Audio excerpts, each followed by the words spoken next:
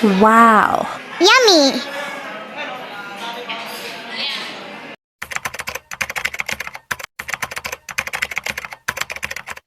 초콜릿은 달콤해 달콤해 달콤해 오렌지는 상큼해 상큼해 상큼해.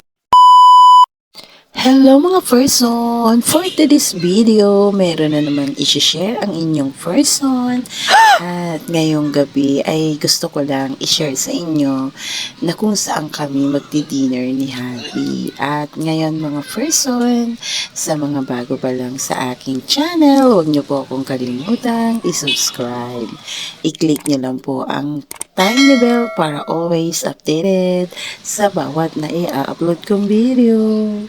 Mga person, ngayon, i-share ko sa inyo kung saan kami kakain. At sa bahay kasi, mga person, minsan ako po ay tinatamad na magluto. Lalo na pagkagaling akong work. At syempre, mga person, dahil medyo may budget, extra budget tayo, kaya naisipan natin na kakain na lang sa labas. Madalas yung ginagawa namin mga person at ngayon lang po ulit ako magbibideo ng ganito.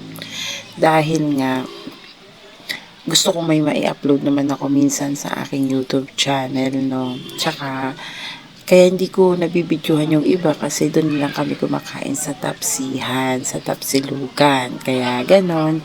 At tsaka hindi ako minsan nagdadala ng phone. Kaya hindi ko siya madalas nabibidyohan yung kung saan kami kumakain ni Javi. At ngayon mga person, naisipan namin ay kumain sa Fisher Mall.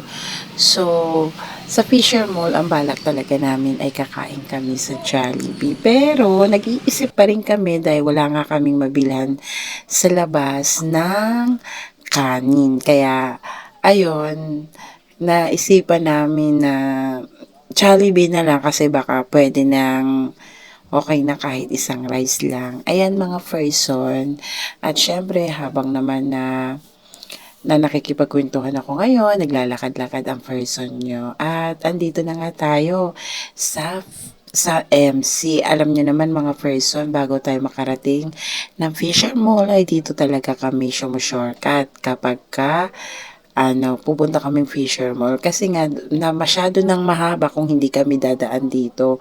So, mas maganda na nga dito kami dadaan at makakatingin-tingin din kami ng mga paninda dito sa gilid at malay mo may magustuhan ng person nyo, 'di ba? Ayun na nga mga person, naglalakad-lakad na nga kami dyan. At syempre, medyo binibilis-bilisan ko na rin yung lakad ko kasi nga anong oras na at anong oras na rin nagyaya si Javi na mag-dinner daw kami sa labas.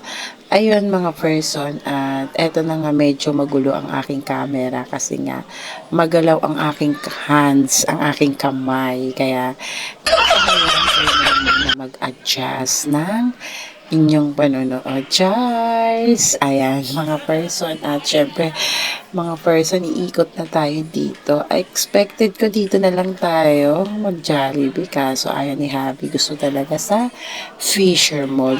Meron naman kasing Jollibee sa MC. Pero, mas bet daw niya sa Fisher Mall daw kami kumain ng dinner. Ayun, alam nyo ba mga person, minsan ang banding talaga namin ng aking hobby ay kumain sa labas. At syempre, yun na yung pinaka time namin. Kasi hindi naman kami, actually hindi kami umiinom ng alak para, minsan kasi may pagbabanding na iinom kayo ng alak, yung mag-hobby, ganun hindi. Hindi, ang iba sa amin kain.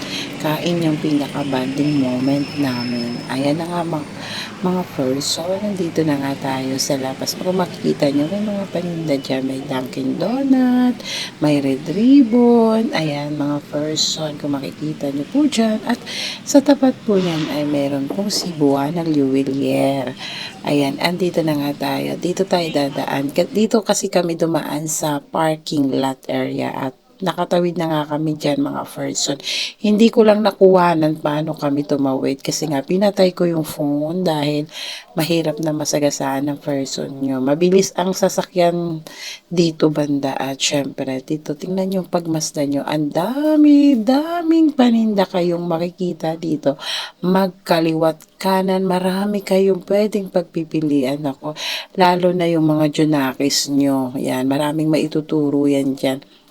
Dito lang po yan banda sa may park ng Fisher Mall. Sa tapat lang yan ng MC at saka tapat ng Fisher Mall yung park na yan. Yan.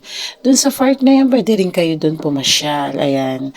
At magbanding-banding. Ayan. Ikot-ikot. Kasi nga, maganda din doon na pasyalan yung park na yun. Tsaka yung park na yan, nung buntis pa ako, dyan ako umikot-ikot. Nung 5 months to 9 months ang tiyan ko, dyan ako umagat hapon na naglalakad-lakad. Kaya memorable sa akin yung park na yan. Ayan, nandito na nga kami at papasok kami dyan sa may Jollibee. Kasi nga, Jollibee yung ano namin ni Javi at yun na nga, eto na nga kami papasok at Diyos ko po, lumabas din kami. Bakit? Kasi nga ang daming tao, ang daming nakapila. So, tsaka inisip din niya baka mabiting kami sa kanin. Naisipan namin na pumunta na lang kami sa Mang Inasal kasi daw sa Mang Inasal is only rice na raw at kahit ilang beses daw akong humingi ng kanin, padagdag ng kanin, only rice kaya sulit daw yung ibabayad namin. Eto na nga, after ko na nga sa counter ay binigyan na nga ako ng number at waiting na lang daw yung number ko, sabi ng cashier. At waiting na lang na tawagin yung number at saka kukunin yung in-order namin. Kasi nga, hindi na siya hinahatid. Ikaw mismo ang kukuha ng food at aantayin namin kasi nga sabi 20 minutes pa raw ang aming pag-aantay. Ngayon mga person, kukunin ko na nga dahil tinatawag na nga ang numero namin at kinagandahan yan ay malapit lang kami sa receiving area. Kaya hindi masyadong malayo ang aking lalakaran kasi konting lakad lang ay nandun na kami sa mesa na kung saan kami malapit sa receiving area. At ngayon, tapos na nga kami dyan kumain at nakatatlong rice ang person nyo. Busog na busog kasi nga ang soft drinks namin is Sprite dyan.